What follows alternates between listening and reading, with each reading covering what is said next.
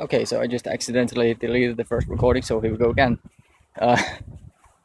Some of you guys have been asking why I got sued 2 weeks ago. It turns out that an internet company believes I owe them money from from the internet I had back when I lived in Slagelse. But I mean, those were the guys I had internet from back when I lived in Slagelse, and they claim that I owe them money from January or February. They're not entirely sure. They actually write both dates in the papers that I received. So I kind of need to figure out when exactly they think I owe them from. I need to point that out in my letter to them, because that might be trouble for them.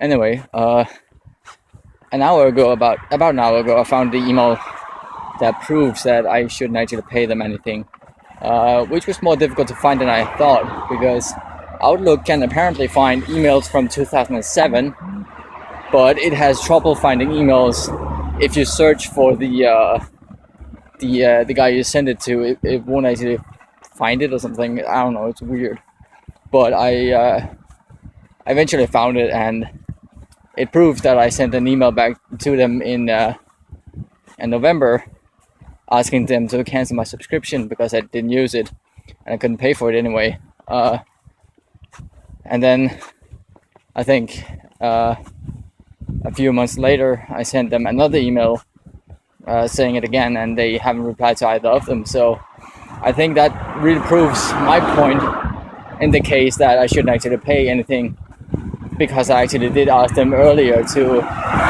cancel my account, which they didn't do. So I hope that works. That's basically why I got sued, or I'm not sure if you could call it being sued, because I'm not going to court, but the way this thing works, we have to go through the court to get this figured out. I'm not sure how it's actually gonna work. So far, they've just sent me a bunch of papers that I read through, the case files, and I have a few days to reply to that. So I just need to copy this email out and send that along with some lines saying, "Hey, look, I don't owe you shit," basically. And we'll see how that goes. If that goes wrong, or if something happens from there, then I might need to find a lawyer or something and get him to help me out. It's not, wow, the wind, cars. It is not a lot that I owe them, but it's enough that I don't want to pay it, especially because I'm like 100% sure that I don't owe them the money that they claim that I do.